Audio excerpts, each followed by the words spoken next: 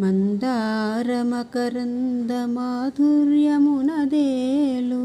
మధుపంబు పువ్వునే మదనములకు నిర్మల మందాకిని వేచి కలదూగు రాయంచనునే తరంగిణులకు లలిత రసాల పల్లవ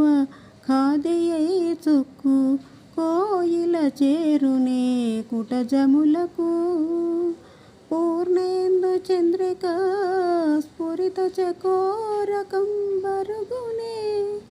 సాంద్ర నిహారములకు